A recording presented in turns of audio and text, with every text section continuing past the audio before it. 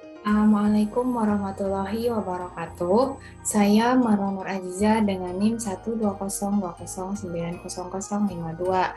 Saya dari kelas 3B. Di sini saya akan memenuhi tugas mata kuliah media pembelajaran, yaitu membuat alternatif strategi mengajar atau ASM yang LKS eksperimen. Materi pokoknya yaitu tentang bunyi, kelas 4 semester 1 atau ganjil. Kompetensi dasarnya yaitu 3.6 menerapkan sifat-sifat bunyi dan keterkaitannya dengan indera pendengaran.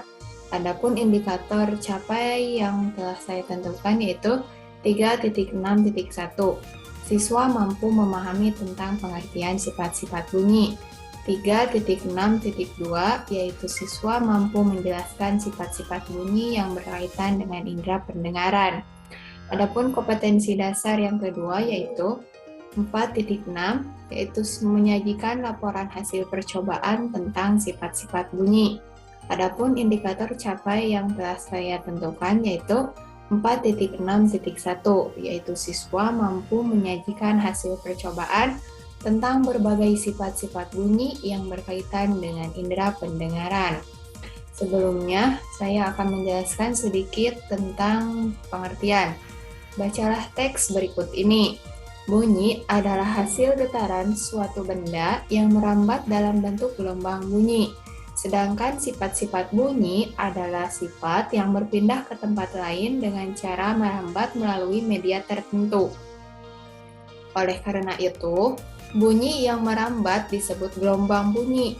Gelombang bunyi juga dapat merambat melalui zat padat, yaitu dengan menggunakan mainan. Misalnya, menggunakan telepon-teleponan yang terbuat dari kaleng, melalui zat cair, contohnya seperti ada dua batu yang diadukan di dalam air, dan melalui zat gas, contohnya seperti bunyi petir bila saat hujan datang. Perambatan itu berlangsung yang paling cepat itu melalui udara. Selain itu juga, sifat-sifat bunyi juga ada yang berkaitan dengan indera pendengaran, yaitu seperti telinga.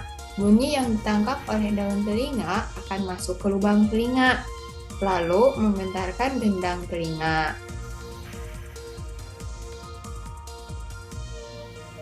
Kemudian setelah itu siswa mengamati. Simak cerita berikut ini. Pada suatu hari, ada dua anak kecil yang bernama Ririn dan Rina. Mereka sedang bermain di halaman rumah Ririn. Suatu ketika, kedua gadis kecil tersebut melihat teman yang sebaya dengannya, yaitu ialah Santi.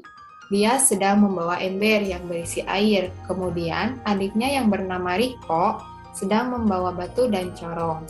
Seketika, mereka bermain di halaman rumahnya. Setelah itu, Ririn dan Rina mendekati Sinta dan adiknya. Kemudian, Sinta meletakkan ujung corong paling bawah ke dalam ember, dan ujung corong paling atas diletakkan di samping telinga.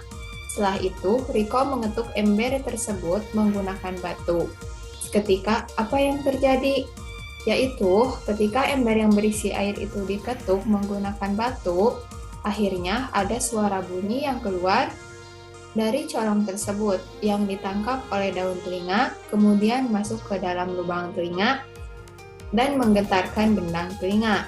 Oleh karena itu, bunyi yang dihasilkan oleh Sinta dan adiknya itu merupakan sumber bunyi yang merambat melalui zat cair. Kemudian menanya, berdasarkan cerita di atas, tuliskan satu permasalahan yang berhubungan dengan sifat bunyi yang kalian dengarkan. Nomor 1, apa yang menyebabkan ember tersebut menghasilkan bunyi? Yang kedua, apakah ada benda lain selain corong yang bisa menghasilkan bunyi? Kemudian siswa mengumpulkan data. Nah, untuk menjawab pertanyaan tersebut, siapkan alat dan bahan terlebih dahulu. Di sini ada gambar corong minyak, kemudian ada ember, kemudian ada air, dan juga ada batu. Nah, kemudian perhatikan gurumu yang ada di depan kelas. Lalu, siswa menyimak atau memperhatikan demonstrasi.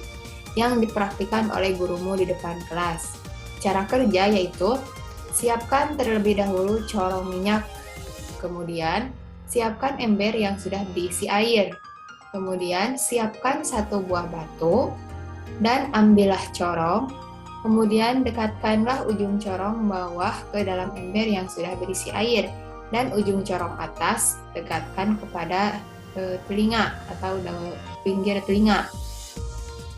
Nah, lalu setelah itu ketuklah pinggir ember menggunakan batu. Lakukan cara tersebut secara berulang kali dan dengarkan apa yang terjadi. Kita melakukan eksperimen. Di sini saya akan memperkenalkan dulu alat-alatnya. Yang pertama ada corong. Mohon maaf sebelumnya corongnya kecil. Yang kedua ada ember yang berisi air. Yang ketiga ada sebuah batu. Nah, yang pertama kita masukkan corong ke dalam ember. Kemudian letakkan telinga kita di atas corong. Setelah itu kita pukul bagian pinggir ember menggunakan batu. Suara apa yang keluar? Nah, itulah yang disebut dengan bunyi yang berada pada perzat air. Mungkin cukup sekian eksperimennya. Terima kasih. Mengasosiasikan. Jawablah pertanyaan di bawah ini. Gambarlah benda yang dapat mendengarkan suara. Dapatkah jika sebuah ember tidak berisi air akan mengeluarkan suara? Menggunakan alat apa agar bunyi bisa terdengar oleh telinga? Kemudian, apakah semua benda dapat dipakai untuk mendengarkan bunyi yang ada di air? Berikan contoh satu benda selain corong yang bisa dipakai untuk mendengar bunyi di air. Kemudian, presentasikanlah hasil percobaan siswa di depan kelas dan buatlah kesimpulan dari hasil percobaan tersebut. Yang terakhir, mengkomunikasikan. Presentasikanlah hasil percobaan tersebut dan jawablah pertanyaan yang sudah kalian kerjakan di depan kelas. Mungkin cukup sekian. Wassalamualaikum warahmatullahi wabarakatuh.